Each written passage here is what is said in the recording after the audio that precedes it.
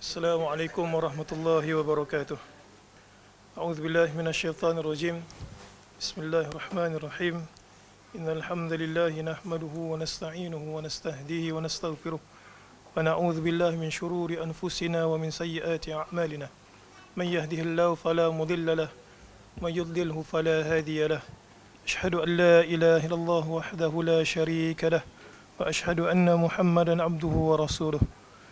أما بعد فإن أصدق الحديث كتاب الله خير الهدى هدى محمد صلى الله عليه وسلم وشر الأمور محدثاتها وكل محدثة بدعة وكل بدعة ضلالة وكل ضلالة في النار. Muslimin muslimat rahmati Allah, kita sambung perbahasan kitab Al-Kabair karangan Al-Imam Al-Zahabi. Alhamdulillah, pada sesi yang terakhir kita telah pun sampai ke dosa besar yang kedua, iaitu membunuh orang lain.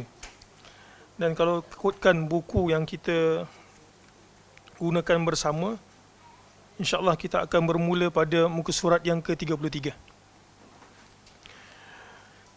Hadis daripada Abu Hurairah. Kita masih lagi perbahasan bab dosa besar membunuh orang.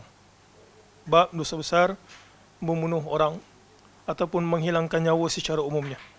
Yang kita sebutkan pada sesi yang terakhir, ia termasuk membunuh orang tanpa membunuh orang dengan sengaja ataupun membunuh kaum kerabat yang Allah Subhanahu Wa Taala nukilkan dalam Al-Quran, iaitu membunuh anak kerana bimbang anak tersebut memalukan ataupun makan rezeki daripada kedua orang tuanya.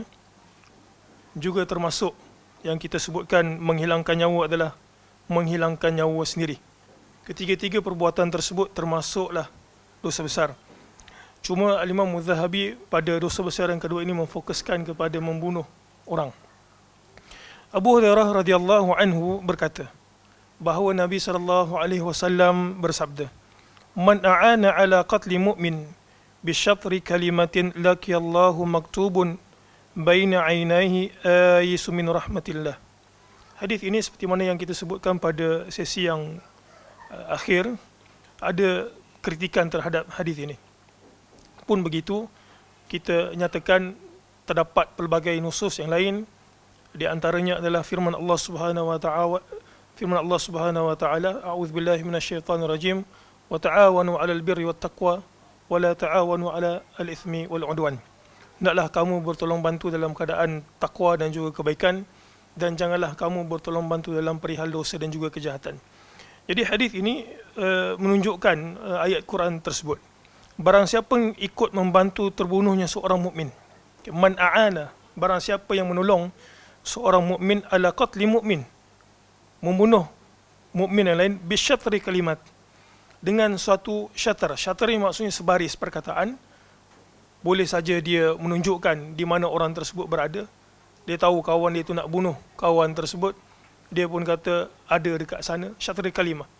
Ataupun disebabkan dia itu membatu api kan, akhirnya berlakulah pergaduhan, maka juga termasuk dalam hadis ini. Nabi SAW menyebutkan, laqiyallahu maktubun baina ainaihi, maka orang ini akan berjumpa depan Allah Subhanahu Wa Taala, tertulis di hadapannya baina ainaihi ayisun min rahmatillah, bahawa dia telah pun putus asa daripada rahmat Allah. Dalam arti kata lain, dia juga terjerumus ke dalam api neraka bersama dengan orang yang membunuh saudaranya. Baik, Muawiyah radhiyallahu anhu berkata, aku pernah mendengar Rasul sallallahu alaihi wasallam bersabda, kullu dhanbin asallahu an yaghfirahu illa ar-rajulu yamutu kafiran aw ar-rajulu yaqtulu mu'minan muta'ammida. Muawiyah radhiyallahu anhu dalam hadis ini katanya, aku mendengar Nabi SAW bersabda, kullu dhanbin, semua dosa, asallahu ay yaghfirah, boleh sahaja jika Allah Subhanahu Wa Taala mengkehendaki seorang mukmin itu diampunkan, melainkan dua kategori dosa yang Allah Subhanahu Wa Taala tidak ampunkan. Ar-rajulu yamutu kafiran, seorang lelaki yang mati dalam keadaan kafir. Ini seperti mana yang kita telah pun nyatakan pada dosa besar yang pertama. Awir rajulu yaqtulu mu'minan, ataupun seorang lelaki membunuh seorang mukmin secara sengaja. Baik, kita pergi kepada syarah. Syarah ini merupakan satu perkara yang menarik yang merungkaikan ayat Allah Subhanahu Wa Taala yang pertama kali kita baca ketika membahaskan dosa besar yang kedua ini. Wa may yaqtul mu'mina muta'ammidan fajaza'uhu jahannamu khalidan fiha wa ghadiballahu 'alaihi wa la'anahu wa a'adda lahu 'adzaban 'azima. Kerana dalam surah An-Nisa ayat 93 seolah-olah dia sama dengan syirik, iaitu bila dia melakukan perbuatan tersebut maka dia juga akan kekal di dalam api neraka. Baik, kita bacakan syarah Ibn Uthaymin terhadap dosa ini.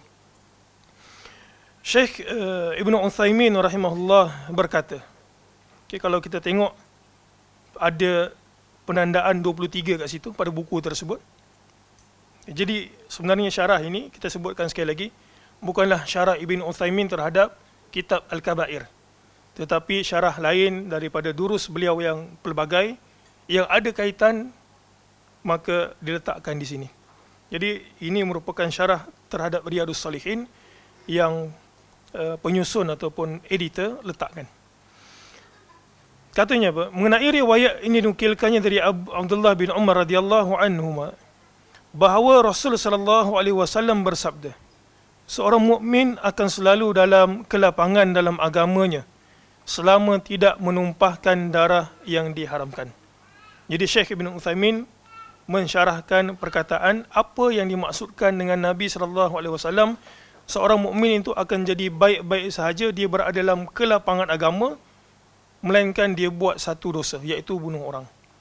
Maksudnya di dalam kelonggaran di dalam agamanya selama tidak menumpahkan darah yang diharamkan, yakni selama tidak pernah membunuh seorang mukmin atau kafir zimmi atau orang kafir yang terikat di bawah naungan perjanjian atau orang yang mendapat jaminan keamanan. Jadi kat sini jelas kepada kita bahawa ada beberapa kategori orang yang haram dibunuh. Jelas satu, seorang mukmin.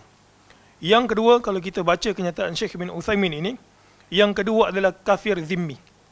Kafir yang berada pada jajahan takluk kaum muslimin yang mereka itu bersetuju untuk membayar jizyah ataupun kita sebut bayar cukai.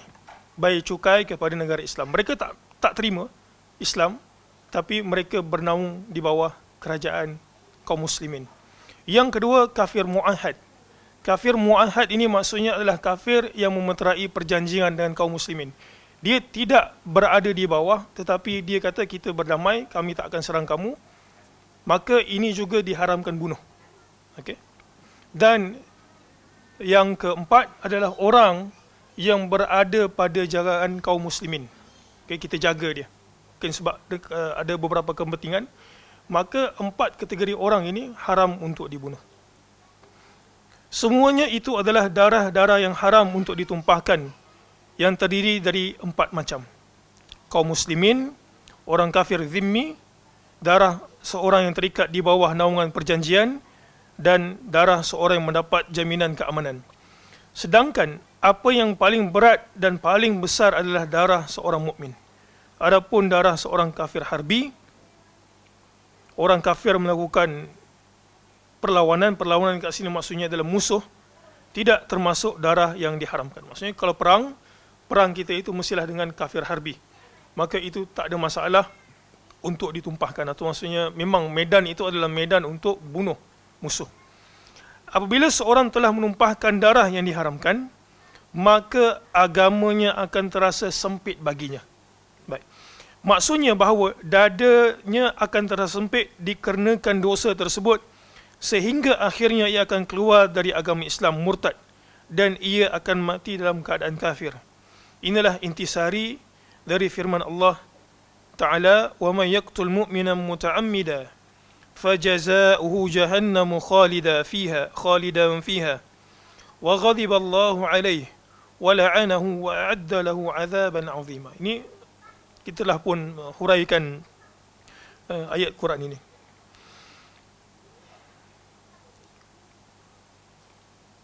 Inilah 5 jenis balasan tercantum di dalam ayat ini, iaitu pelakunya akan kekal di neraka Jahannam. Dalam ayat ini Allah Ta'ala terangkan ada 5 balasan orang yang bunuh seorang mukmin secara sengaja, satu, kekal di neraka Jahannam, akan mendapat murka dan laknat Allah, serta dijanjikan akan menerima azab yang sangat pedih bagi siapa sahaja yang telah membunuh seorang mukmin dengan sengaja.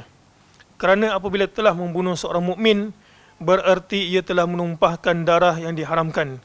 Kemudian agamanya akan terasa sempit dan dadanya pun akan terasa sempit sehingga ia akan dicap murtad dari agamanya.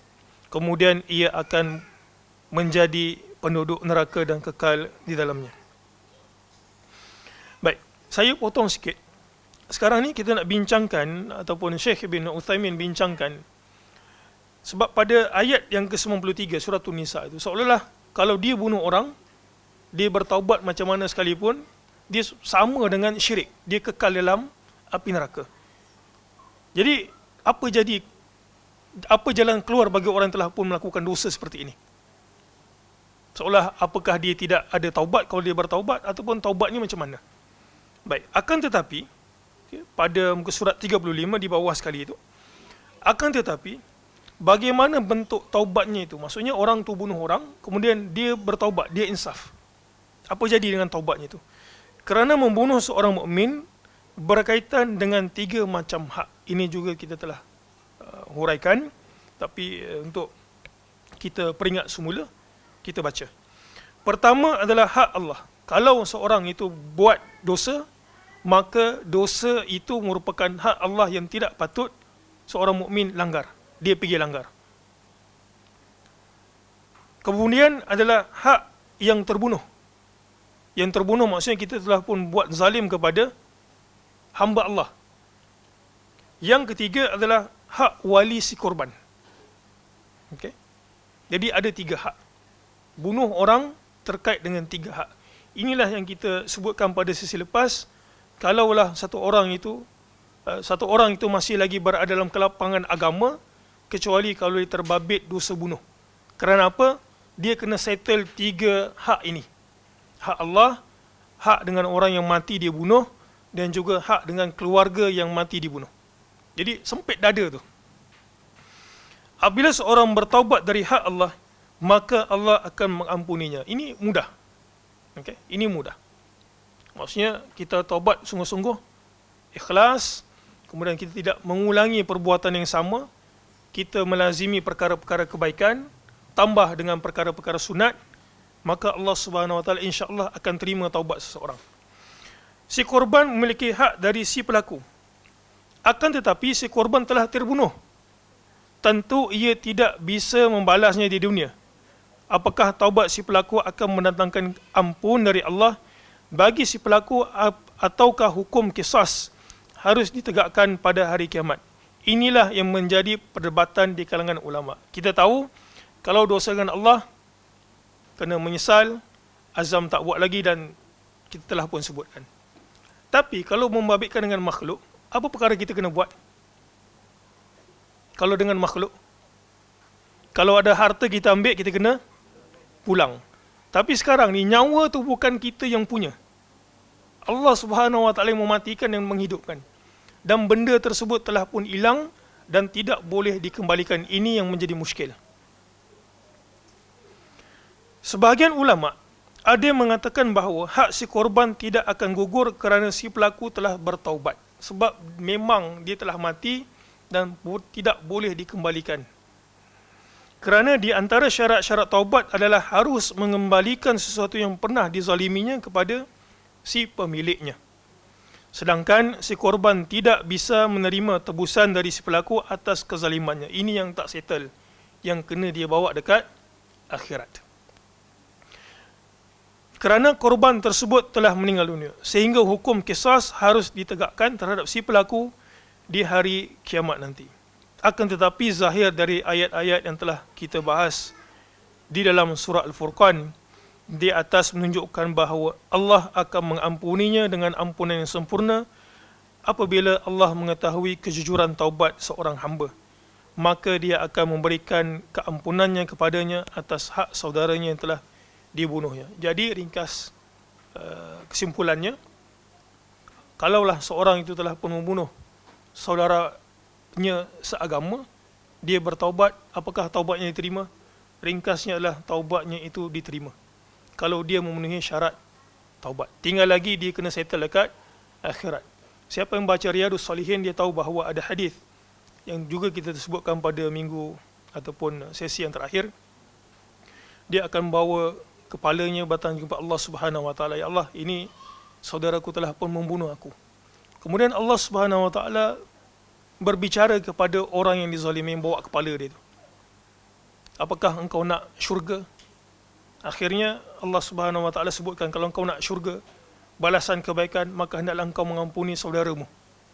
Maka dia pun redha untuk masuk syurga dan mengampuni saudaranya, dan akhirnya kedua-dua sekali masuk ke dalam syurga. Tapi jangan dilupa, dia ada satu lagi hak, iaitu hak siapa? Hak wali korban. Kita baca yang kat bawah tu. Sedangkan hak ketiga iaitu hak wali korban. Hal ini menyangkut kerelaan dari wali korban. Dia ada dua.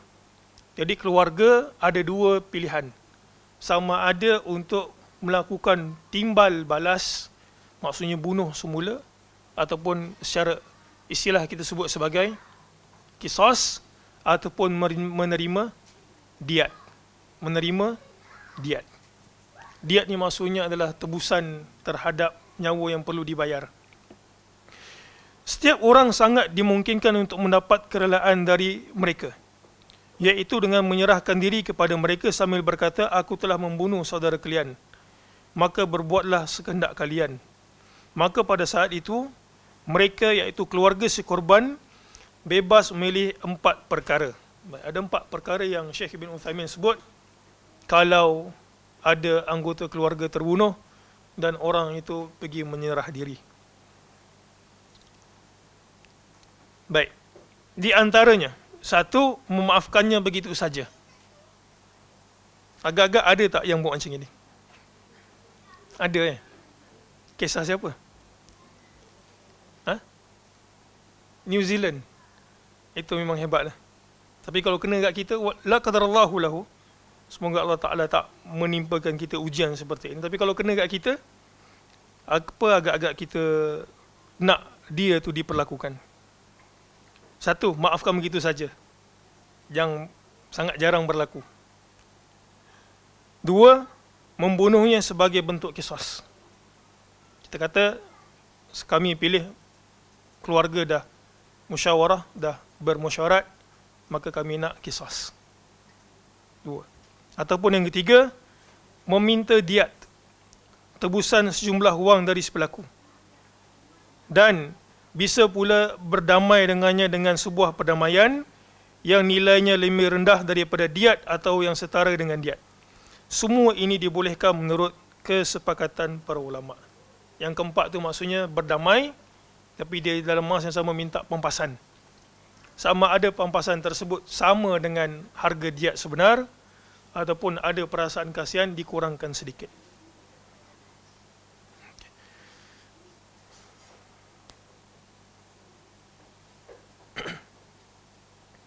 Baik, wallahu alam.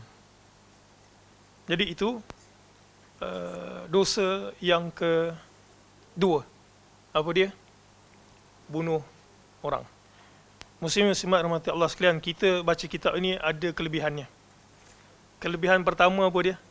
Dengan kita membaca susunan dosa-dosa besar karangan Al-Imam Mudzahabi ini, setidak-tidaknya dia memberikan peringatan kepada kita. Dosa itu ada strata dia tu kan, ada tertib dia, paling tinggi kemudian yang paling rendah. Kurang-kurang dia berikan kita peringatan, kesedaran, ilmu. Buat dosa teruk macam mana sekalipun, jangan pergi kepada yang top 10 ataupun top 20. Bukanlah kata yang lepas 20-21 boleh buat, tak. Maksudnya kita tahu, oh kalau pergi ni memang dah teruk sangat dah kita ni. Yang kedua, kelebihan kita membaca kitab ini, dan saya juga syorkan agar semua memiliki kitab ini, adalah untuk tujuan dakwah. Kita tahu dakwah itu ada priority, priority, dan katalah satu orang itu, kita tengok teruk sangat, semua benda dia buat, semua dosa dia buat, maka sebagai seorang yang kita sebut ada hikmah, maka kita tengok, kalau kita tengok dia tu ada 5 dosa, maka kita kena cater ataupun kena tackle dosa yang paling teruk. Kemudian yang kedua teruk, barulah kita beransur-ansur dakwah dia secara sempurna. Jadi itu kelebihan kita tahu dosa besar pertama, dosa besar kedua, dosa besar yang ketiga dan seterusnya. Baik, dosa besar yang ketiga ini menarik ni. Apa dia? Sihir. Siapa ada pengalaman di sihir? Ataupun ada pengalaman, saya tak sebut dah, itu Abu Talha sebut. Sebab kalau ada pengalaman menyihir, kalau muslim-muslimat tengok muka surat 40, apa balasannya? Dipenggal kepalanya. Jadi tak adalah. Kalau dia bertaubat, tak ada apa. Kalau dia tak bertaubat, dipenggal kepalanya. Ini satu bab yang mungkin dekat dengan kita. Bunuh tu ada juga beberapa kes yang kita tahu. Tetapi sihir ni banyak jadi. Makan tak laku, bersaing dengan orang, dengki sikit, pakai sihir. Ada orang selalu upload dia dengan isteri dia, dia single pula, dia geram kat kawan tu, dia bagi sihir.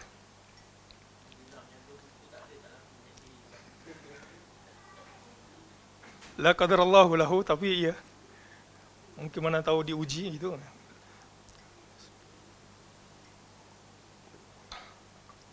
Jadi sihir ni mungkin dekat dengan kita. Baik, sihir. Dosa besar ketiga, sihir. Sesungguhnya orang yang melakukan sihir dapat dipastikan berada dalam kekufuran. Allah Subhanahu wa taala berfirman, "Walakinna syayatina kafaru yu'allimuna an-nasa as-sihr." Tetapi syaitan itulah yang kafir. Mereka mengajarkan sihir kepada manusia. Tujuan syaitan mengajarkan sihir kepada manusia agar mereka menyekutukan Allah Ta'ala. Allah Ta'ala berfirman tentang dua malaikat bernama Harut dan Marut. Pernah dengar tak kisah Harut Marut? Apa kisahnya?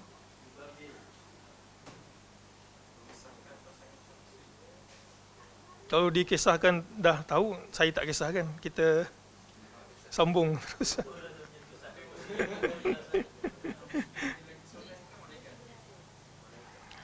Allah Ta'ala berfirman tentang dua malaikat. Jadi seolah Al-Imam Muz-Zahabi memilih pandangan bahawa Harut dan juga Marut merupakan malaikat. وَمَا يُعَلِّمَانِ مِنْ أَحَدٍ حَتَّى يَقُولَا إِنَّمَا نَحْنُ فِتْنَةٌ فَلَا تَكْفُرْ فَيَتَعَلَّمُونَ مِنْهُمَا مَا يُفَرِّقُونَ بِهِ بَيْنَ الْمَرْءِ وَزَوْجِهِ. Padahal keduanya tidak mengajarkan sesuatu kepada seorang sebelum mengatakan sesungguhnya kami hanyalah cobaan fitnah. Sebab itu janganlah kafir. Maka mereka mempelajari dari keduanya malaikat itu apa yang dapat memisahkan di antara seorang suami dan isteri. Surah Al-Baqarah ayat 102. Sebenarnya ayat yang pertama kita baca, dia satu ayat dengan ayat ini, cuma dipisahkan ataupun dipecahkan. Baik, jadi marilah sama-sama kita tengok Quran. Surah Al-Baqarah ayat 102. Ini satu kisah yang menarik, juga menjadi satu perbahasan di kalangan para ulama tafsir. 102.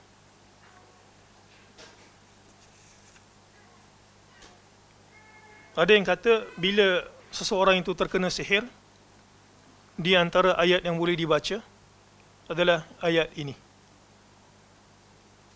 Ada satu orang jumpa dengan saya gitu kan. Mungkin tak tahulah apa tujuan ataupun niatnya.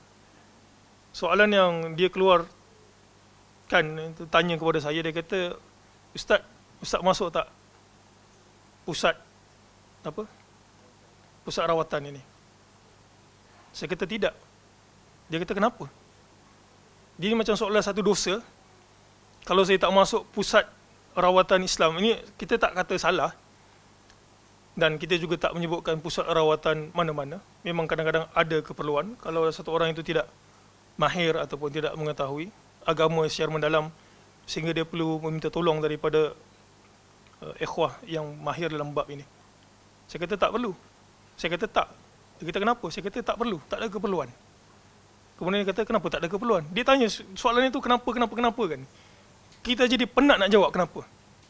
Akhirnya saya kata, kita ini sebagai seorang mukmin, kita kalau boleh, kita tak nak orang datang bergantung kepada kita untuk menjampikan dia. Bahkan ikhwah saya yakin dan percaya dekat Baitul Salam ni tahu bahawa ada kelebihan kalau kita tidak datang jumpa orang menjampikan diri kita sendiri. Hadis Uqasha kan, banyak kali sebut dah. Masuk syurga 70,000 di kalangan umat Nabi SAW. Di antara sifat orang yang masuk syurga tanpa hisab itu adalah dia tidak minta diruqyahkan. Ataupun kalau dia sakit, dia ruqyahkan diri dia sendiri.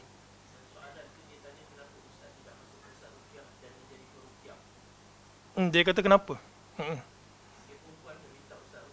Bukan. Laki-laki. Kalau perempuan, ikat dekat pokok aje. Letak kerengga keluar syaitannya. Ada orang kata macam tu kat saya. Tak. Kat mana tadi? Ini gangguan ni. Kita kalau boleh, kita nak orang itu belajar supaya dia boleh meruqyahkan diri sendiri dan tidak bergantung kepada kita. Kadang-kadang dia tengok kita punya ruqyah tu tak mujarab, dia pergi ke mana-mana gitu kan. Ada yang saya kenal, dia kata ini tak mujarab, sampai ke Perak, sampai ke Thailand gitu, pergi. Yang saya tahu keluarga dia itu adalah something, kemudian begitu tak mujarab, pergi sekitar sini tak mujarab. Kita kata kenapa tak ruqyah diri sendiri? Dan kenapa tidak buat satu perkara yang menyebabkan dia tidak diganggu oleh golongan seperti ini ataupun syaitan. Okey, baik. Jadi sihir ini sebenarnya betul berlaku. Kepada Nabi SAW berlaku disihir oleh Labib ibnu Al-Asam, seorang penyihir Yahudi. Dekat bukan Sahih Bukhari, Adabul Mufrad, juga Muwatta' Malik. Dia kisahkan bahawa Aisyah radhiyallahu anha ada satu hamba yang dia bebaskan secara mukatab. Mukatab tahu? Mukatab ini, bukan mukatab, mudabbar. Mukatab, dia kata kalau kau bayar sekian, maka engkau bebas. Dia mudabbar. Aisyah kata, engkau bebas sekiranya aku meninggal dunia. Jadi apa jadi dekat jariah tersebut, hamba perempuan tersebut? Dia sihir Aisyah. Dia sihir Aisyah dan Aisyah sakit. Akhirnya ringkas cerita, Aisyah kata, engkau yang menyihir aku?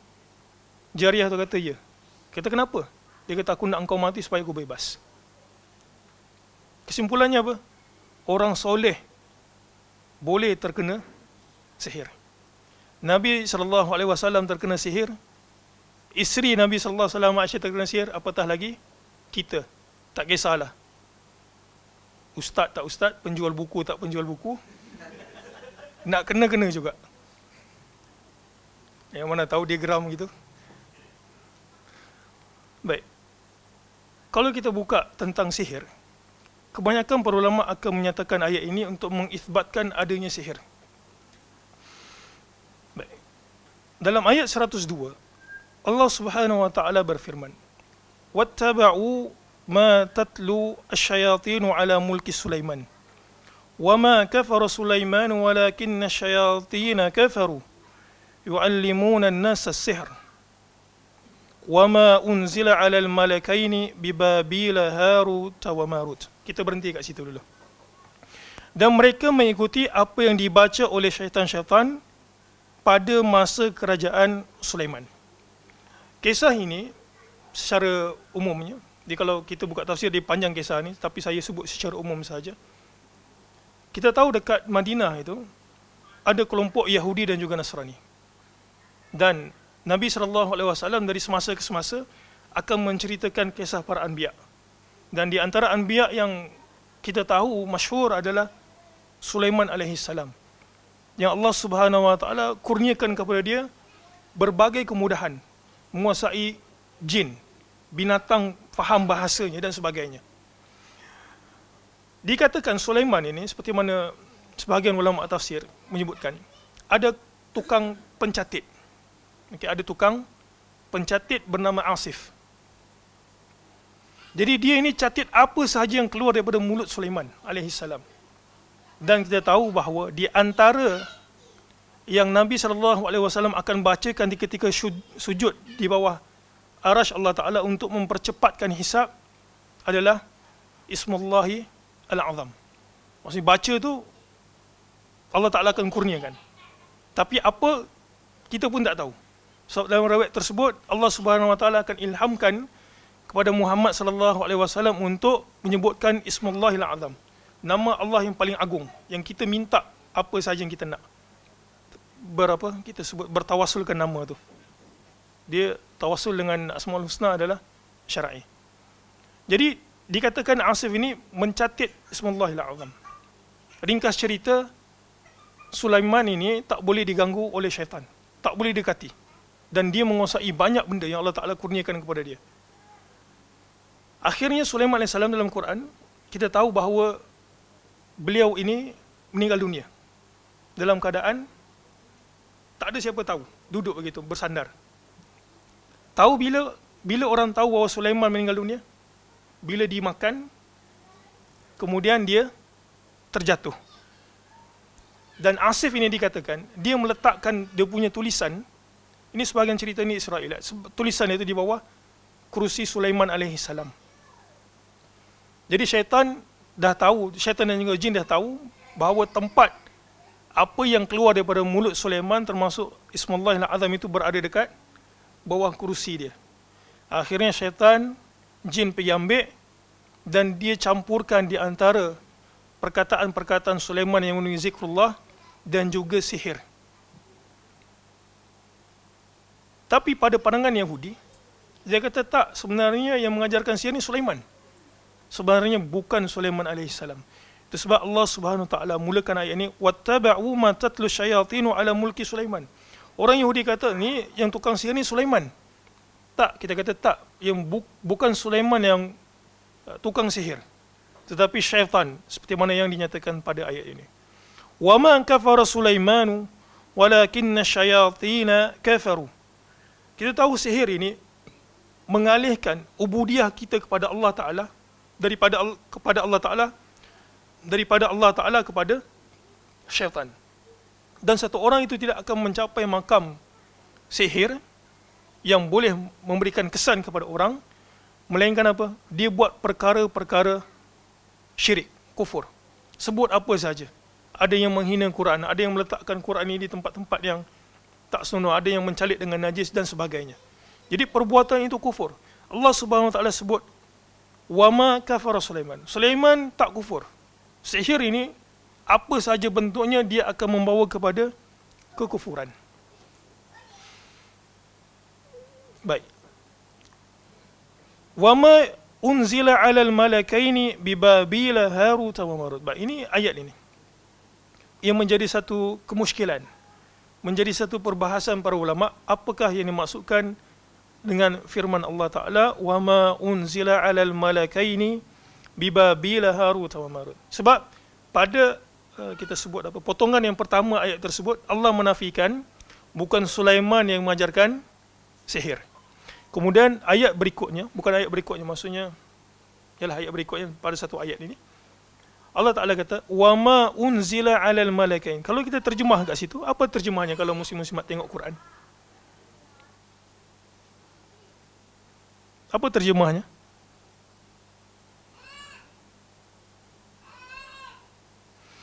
Ma kat situ boleh jadi kita baca secara dan tidaklah diturunkan kepada malaikat, dua orang malaikat di Babil. Babil kat mana? Iraq, Harut dan juga Marut. Maksudnya apa kalau kita baca dan tidaklah diturunkan kepada malaikat? Maksudnya Harut dan juga Marut itu bukan malaikat. Boleh faham ya? Tapi kalau kita baca wama itu, wama kadang-kadang dalam bahasa Arab membawa maksud yang. yang diturunkan kepada malaikat Babil dan juga diturunkan kepada dua orang malaikat di Babil, iaitu di Iraq, adalah Harut dan juga Marut. Sebagian ulama tafsir, majoritinya yang masyhur menyebutkan ma kat sini adalah mausul. Mausul maksudnya kalau kita terjemah, dan yang diturunkan kepada dua malaikat di Babil adalah malaikat Harut dan juga Marut. Maksudnya malaikat itu adalah nama itulah Harut dan juga Marut. Kalau kita baca yang diturunkan kepada dua malaikat, maka Harut Marut adalah malaikat. Ada sebagian kata tak, ayat ini bukan mausul tetapi maksudnya adalah tidak diturunkan kepada dua orang malaikat. Maksudnya malaikat sama sekali tidak ada kaitan dengan sihir. Jadi Harut dan juga Marut bukan malaikat. Baik, kita ambil pandangan yang masyhur dan juga majoriti. Harut Marut ini adalah malaikat yang Allah Subhanahu wa taala turunkan ke bumi untuk mengajarkan manusia sihir. Okey. Itu zahir ayat itu. Dan setiap kali malaikat ini Harut dan juga Marut mengajarkan manusia sihir, dia kata siapa nak belajar sihir? Manusia pun kata ada yang terima, ada yang tak berminat. Maka manusia yang berminat untuk belajar sihir daripada dua malaikat ini, setiap kali itu jugalah malaikat dua ni akan kata apa? Wa ma yu'allimani min ahadin hatta. Mereka berdua ini tidak akan mengajarkan manusia sihir, melainkan perkataan pertama yang mereka ungkapkan kepada yang nak belajar sihir, dia kata apa? Sesungguhnya kami ini cubaan. Kalau kau nak belajar sihir, maka jangan kufur. Boleh faham?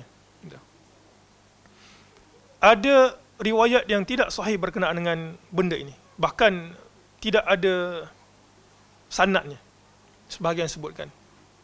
Kisah yang masyhur, iaitu Harut dan juga Marut ini merupakan malaikat yang Allah Ta'ala turunkan hasil daripada apa? Malaikat seolah-olah mempertikaikan Allah Ta'ala.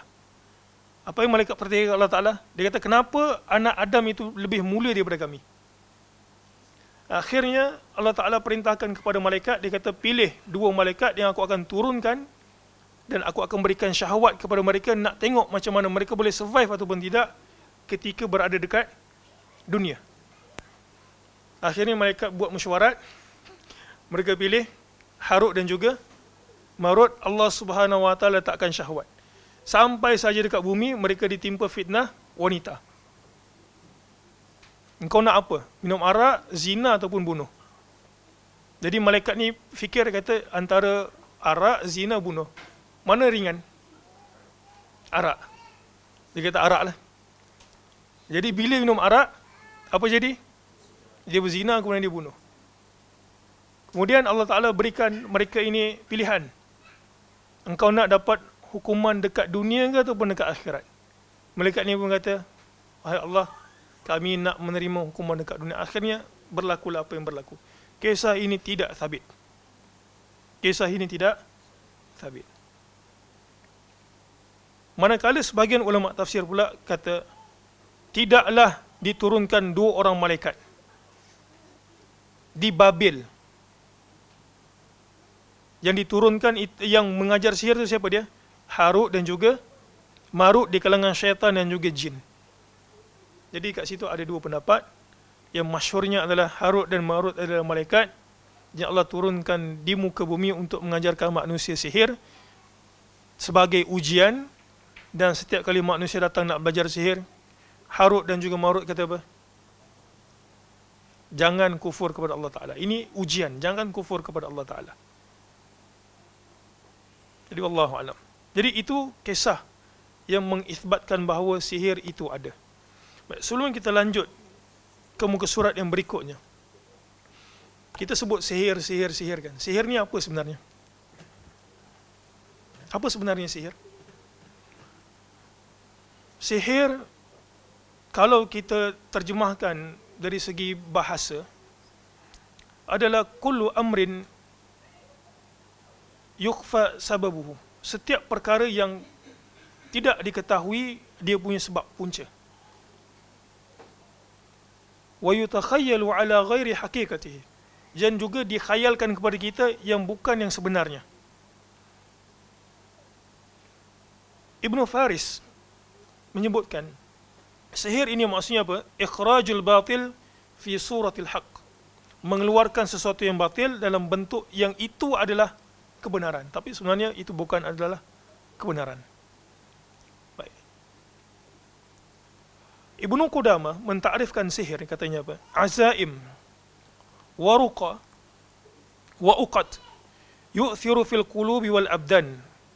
Dia kata azaim, tangkal-tangkal, jampi-jampi, ikatan-ikatan yang memberikan kesan kepada hati dan juga badan. Maka bila diberikan kesan kepada hati dan juga badan, kesannya adalah fayamrat, maka dia akan sakit, wa yuqtal, dia akan terbunuh, wa yufarriqu bainal mar'i wa zawjih, dan juga dia akan terpisah laki bini. Wa ya'khudhu ahadu zawjaini an sahibi, maka seorang pasangan itu berasa nak jauh daripada dia punya pasangan yang lain. Para ulama di kalangan mufassirin, di antaranya Ar-Razi juga Raghib Al-Isfahani, menyebutkan ada beberapa jenis sihir. Okay, ada beberapa jenis sihir. Baik, sihir yang pertama, ini bukan nak ngajar sihir ya, tapi kita nak beritahu apa bentuk-bentuk yang boleh datang kepada kita. Dia kata sihir yang pertama bentuk nanti kita akan pergi kepada apa kesan sihir kepada kita. Apakah kita pernah mengalaminya ataupun tidak. Baru kita tahu kita ni pernah disihir ataupun tidak. Dia kata apa? Sihir yang meminta bantuan bintang. Sihir yang meminta bantuan al-kawakib. Dan sihir ini seperti mana sihir Kildaniyin ataupun Kildaniyin ataupun ahli Babil yang berada di Iraq. Sihir yang meminta bantuan bintang. Satu. Yang kedua, al-isti'anatu bil arwah. Sihir yang meminta bantuan roh dekat muka bumi ini. Tak lain tak bukan jin dan juga syaitan. Sihir yang meminta bantuan roh yang berada dekat muka bumi. Yang ketiga disebutkan adalah sebagai sya'badzah. Sya'badzah ni kita sebut apa dalam Melayunya? Pukau. Pukau. Ataupun kadang-kadang kemahiran bermain, mata kita tu nampak macam lain. Ataupun bahasa kita apa? Silap mata. Dan yang keempat, al-uqad wan nafath fihi. Ikatan, kemudian ditiup pada ikatan tersebut. Ini yang Allah Ta'ala sebut dalam surah Al-Falaq. Jadi ini 4 sihir. Kalau kita buka yang lain, ada lagi lah jenis-jenisnya. Tapi secara umum 4 ini. Okay. Ikatan, kemudian ditiup. An-nafath fihi, bila Allah Ta'ala sebut, wa min syarrin nafatha tifil uqad. Nafath apa dia? Hembusan dengan sedikit ludah gitu. Apa? Gitulah. Ada keluar sikit. Itu an-nafath. Baik. Bila seseorang itu terkena sihir, apa akan jadi kat dia? Di sini kita sebutkan ada 4 kesan sihir kepada manusia yang terkena sihir. Baik, 1 yang jelas pada surah Al-Baqarah yang kita baca dengan tadi 102. Kesannya adalah seorang isteri ataupun pasangan akan berpisah. Okey, isteri ataupun suami rasa jelek terhadap pasangan. Yang menariknya, Ibnu Kathir ada mengulas perkara ini. Dia kata apa? Macam mana sihir ini berkesan kepada pasangan? Tak tahulah, yang dah berpasangan tu cuba tengok. Ada tak benda ini jadi? Dia kata apa? Wasababu tafriq baina zawjain. Dan punca terpisahnya dua orang pasangan ini, ma yukhayyalu ila ar-rajuli aw al-mar'ah minal akhar min su'il manzar. Dikhayalkan kepada si lelaki bila dia tengok dia punya isteri, ataupun dikhayalkan kepada seorang isteri bila dia tengok dia punya laki, su'ul manzar, serba tak kena, buruk belaka. Hidung besar, rambut kembang, apa lagi, banyak bulu di badan contohnya gitu kan. Ini apalah ni, tak handsome gitu. Dia kata min su'il manzar awil khalq, ataupun fizikal dia. Kata, kenapa awak ni gendut sangat ni? Kenapa awak ni gini? Kenapa awak ni gini? Padahal sama-sama besar gitu kan. Dia tengok pasangan dia tapi dia tak tengok diri dia sendiri. Au nahwi dhalika min al-asbabi al-muqtadiyah lil firqah. Ataupun benda-benda lain, dia tengok pasangan dia tu rasa macam apa? Buruk dia punya apa? Kejadian tu kan. Sehingga menyebabkan berpisah. Ada tak gitu jadi? Tengok orang lain cantik, tengok isteri sendiri, innalillah katanya. Tengok lelaki lain kemas, smart, tengok suami sendiri, innalillah katanya. Ada khayal gitu. Baik, yang kedua, kesannya adalah junun. Apa junun? Gila. Gila ni maksudnya dia kehilangan akal ataupun kadang-kadang lupa. Secara kesimpulannya, sihir junun ini, kesannya adalah apa? Dia tidak ada kemampuan untuk menilai sesuatu ataupun melakukan sesuatu. Dia bergantung kepada orang. Adamul qudrah ala tahakkum fi nafsi, dia tak ada kemampuan untuk apa? Diri dia tu sendiri nak ke mana kan? Dia arah orang, dia pun ikut. Ataupun tak ada kemampuan nak berbelanja. Orang yang sihir dia tu, yang buatkan untuk dia. Sihir junun. Lupa itu, lupa ini, tak ingat. Baik, yang ketiga, al-marad, sakit. Sakit ni yang kena dekat Aisyah radhiyallahu anha. Al-junun ni macam kena dekat Nabi SAW. Siapa yang baca riwayat Bukhari, dikhabarkan baginda tu, dia rasa macam menggauli isterinya Aisyah. Tapi macam tak, macam menggaul, macam tidak. Jadi itu yang berlaku dekat baginda SAW. Apa beza sakit fizikal dan juga sakit yang kena sihir? Ada orang kena kanser pun dia kata ini sihir. Lalu doktor kata tak, ini bukan sihir, ini kanser. Apa bezanya? Nak bezakan itu sihir dan juga itu merupakan penyakit yang ada sebabnya. Jawapannya adalah, dia sebut tadi. Apa dia? Benda itu tak ada sebab musabab. Tiba-tiba sakit dekat badan dia, dan juga sebahagian para ulama sebutkan berpindah-pindah. Tak ada sebab, tiba-tiba rasa sakit. Demam tak ada, ini tak ada, ini tak ada. Sakit. Juga termasuk sihir ain. Ain pun sakit itu. Tiba-tiba tak ada sebab musabab, budak tu sakit. Rupanya kena sihir ain. Jadi yang ketiga itu adalah akan menyebabkan kesakitan. Baik, yang keempat, agak-agak sihir apa yang keempat? Kesannya. Ya, betul. Tepat sekali. Macam mana dia boleh tahu?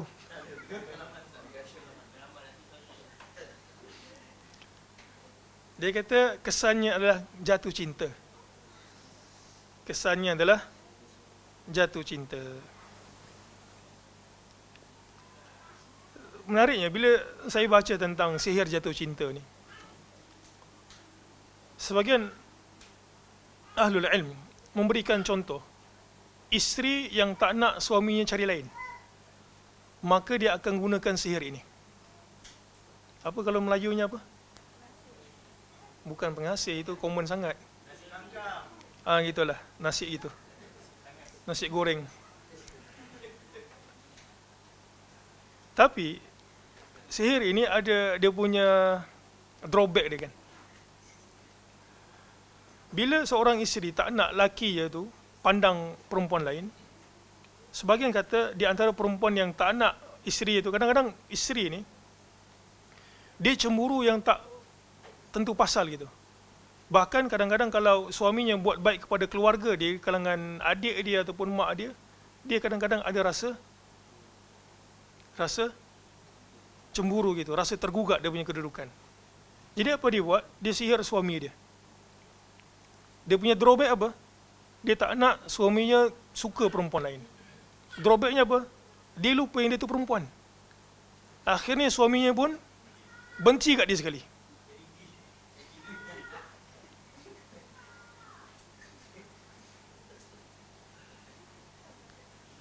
Tapi itu bukan sihir. Itu bukan sihir. Ya, jadi itu adalah 4 bentuk-bentuk sihir yang ada.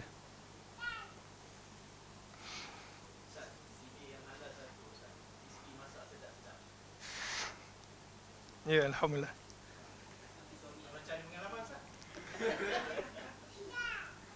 Nak pengalaman macam mana? Tak ada. Okey, baik. Muka surat berikutnya. Ada sihir yang halal. Apa dia? Bukan masak sedap lah. Ini yang sabit dalam nas. Pandai mengayat. Pandai mengayat.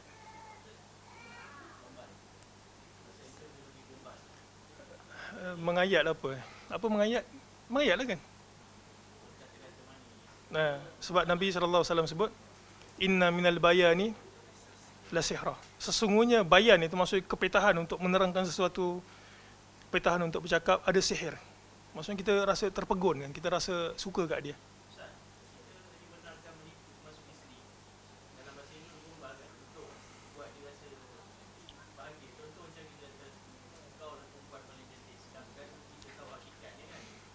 Kena letak takkit sikit lah di mataku.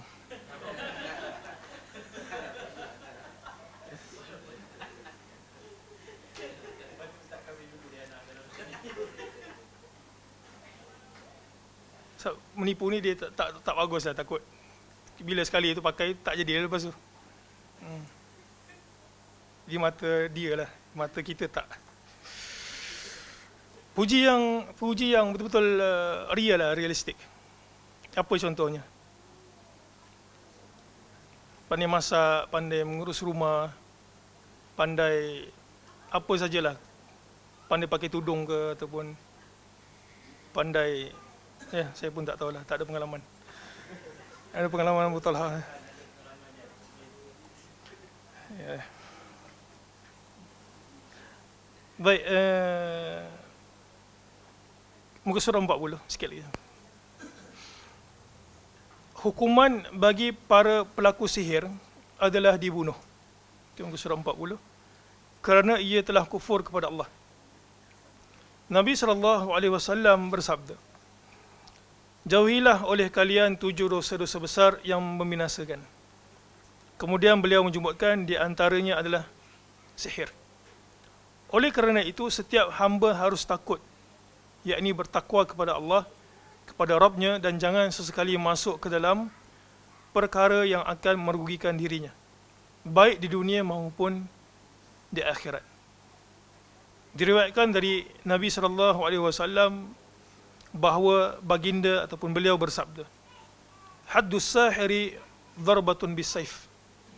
Hukuman bagi tukang sihir adalah dipenggal kepalanya ataupun dibunuh. Sebenarnya riwayat di atas adalah ucapan Jundab radhiyallahu anhu. Bajalah bin Abdah berkata, telah datang kepada kami surat dari Umar radhiyallahu anhu setahun sebelum wafatnya beliau, yang isinya bunuhlah semua tukang sihir, baik lelaki maupun perempuan. An Abi Musa anna an-nabiy sallallahu alaihi wasallam qala, thalathatun la yadkhuluna al-jannah, mudminu khamrin wa qati'u rahimin wa musaddiqun bis-sihr. Ada 3 golongan yang tidak akan masuk syurga, iaitu mudmin, kita sebut ketagihan arak, wa qati'u rahim, pemutus silaturahim, dan musaddiqun bis-sihr, yang mempercayai sihir. Agak-agaknya sebab apa satu orang itu melakukan sihir, muslim-muslimat sekalian? Satunya sebabkan dengki. Sebabkan dengki dan juga cemburu. Maka untuk kita ini tidak pergi kepada daerah yang haram, elakkanlah rasa dengki dan juga cemburu. Yang kedua, apa punca lain selain daripada dengki dengan cemburu? Isti'jal.